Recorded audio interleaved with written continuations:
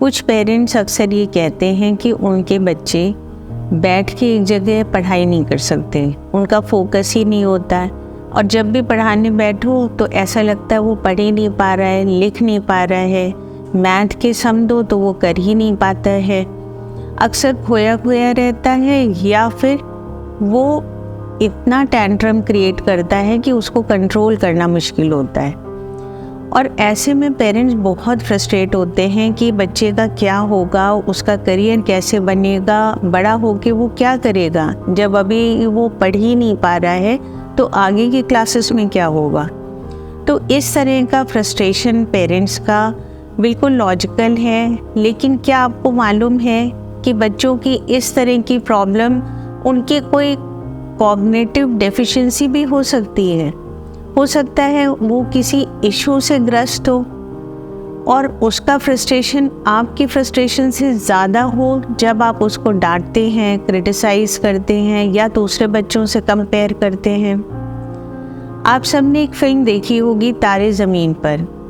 उसमें जो बच्चा था वो पढ़ नहीं पाता था, उसको लेटर्स दिखाई नहीं पड़ते थे और उसके पेरेंट्स को इस बात का कोई आइडिया नहीं था। वो उस पर प्रेशर करते थे कि पढ़ाई करो। जो बच्चा पढ़ नहीं पा रहा है, उसको लेटर्स नहीं दिख पा रहे हैं, वो कैसे क्लास में पढ़ पाएगा और उसका ध्यान कैसे लगेगा। तो इसी तरह से हो सकता है कि आपके बच्चों के साथ कुछ ऐसी प्रॉब्लम हो जिसकी वजह से वो पढ़ाई नहीं कर पा रहा है और आप उसको कमज़ोर कह रहे हैं या वीक कह रहे हैं, तो ये बहुत फ्रस्ट्रेटिंग है आपसे ज़्यादा आपके बच्चों के लिए। तो पेरेंट्स, अगर आपको ऐसी कोई इशू दिख रही है तो इस वीडियो में हम लोग डिस्कस करेंगे कि वो कौन सी प्रॉब्लम्स होती हैं और आपको ऐसे में क्या करना चाहिए, इससे बच्चे जितनी उनकी स्किल्स हैं उसमें बेस्ट परफॉर्म कर सकें। तो नमस्ते दोस्तों, मैं हूँ आपकी होस्ट अंशु। इस चैनल को सब्सक्राइब ना किया हो तो सब्सक्राइब कर लें। तो सबसे पहले हम बात करेंगे सोशल एंजाइटी की। तो कभी कभी बच्चे बाहर वालों को देख के बहुत उनमें नर्वसनेस हो जाती है। उनके ऊपर अगर ध्यान दिया जाए, उनका नाम भी लिया जाए, कोई दूर से बुला दे तो वो एकदम से घबरा जाते हैं। क्लास में बैठते हैं तो उनको किसी का आंसर आता है तो भी टीचर के पूछने पर वो हैंड रेज नहीं करते हैं, वो चुपचाप पीछे बैठे रहते हैं। तो ऐसे बच्चों में सोशल एंजाइटी बहुत ज़्यादा होती है, उनको फियर होता है। इसके अलावा आता है इमोशनल डिसफंक्शन। बच्चों में टेंट्रम हम नॉर्मली देखते हैं कि सभी बच्चे कुछ ना कुछ जिद करते हैं, चिल्लाते हैं, फ्रस्ट्रेट होते हैं, लेकिन वो समझाने पर और कुछ देर बाद अपने इमोशंस को कंट्रोल कर लेते हैं। लेकिन कुछ बच्चों में ये चीज़ बहुत ज़्यादा होती है। वो छोटी सी भी बात पे उनका अगर टेंट्रम हो गया या फ्रस्ट्रेशन हो गया तो वो उस इमोशन को कंट्रोल नहीं कर पाते हैं और उस समय पेरेंट्स भी नहीं समझ पाते हैं कि इन बच्चों को कैसे कंट्रोल किया जाए।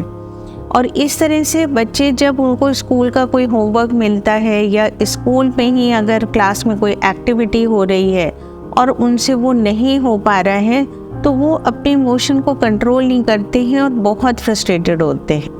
नेक्स्ट आपने सुना होगा अटेंशन डेफिसिट, ADHD। इस प्रॉब्लम में बच्चों का फोकस एक जगह नहीं रहता है, वो चीज़ें भूल जाते हैं और वो इतने हाइपर एक्टिव होते हैं कि वो एक जगह बैठते नहीं हैं। तो जब बैठते नहीं हैं तो वो पढ़ भी नहीं पाते हैं।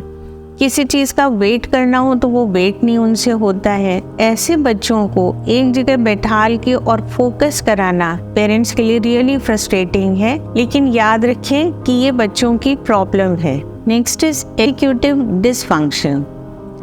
इसमें बच्चे प्लान नहीं कर पाते हैं, ऑर्गेनाइज नहीं कर पाते हैं। उनको अगर कोई चीज़ दे दी जाए कि इसको ठीक से ऑर्गेनाइज कर दो और अपनी पढ़ाई को प्लान कर लो, तो वो ये सब बिल्कुल नहीं कर पाते हैं, परेशान हो जाते हैं। और कभी कभी कोई प्लान आपने बनाया और किसी वजह से आपने चेंज किया तो वहाँ पर वो एडजस्ट नहीं हो पाते हैं। उनके अंदर बहुत ज़्यादा फ्रस्ट्रेशन भी होती है और उनको क्लियर नहीं होता है कि करना क्या है।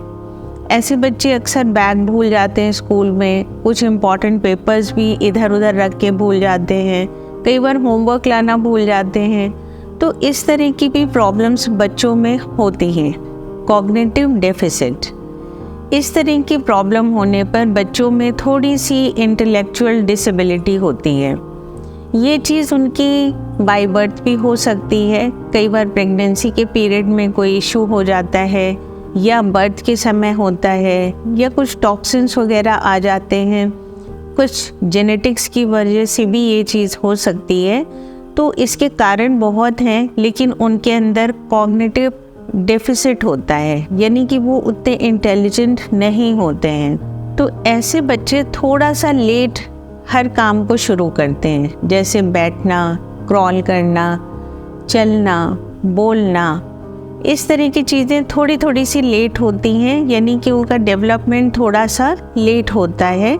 ऐसा नहीं कि होता नहीं है, पर थोड़ा सा लेट हो जाता है, तो वो अपनी एज से थोड़ा सा पीछे चलते हैं। स्पेसिफिक लर्निंग डिसऑर्डर, जिस तरह से हम लोग ने तारे ज़मीन पर देखा, इसी तरह के कुछ बच्चे होते हैं जो पढ़ नहीं पाते हैं और कुछ लिख नहीं पाते हैं ठीक से, और कुछ में मैथ को लेके बहुत प्रॉब्लम होती है, वो उनको समझ नहीं आता है, क्योंकि वो उन नंबर्स को समझ नहीं पाते हैं कि क्या करना है।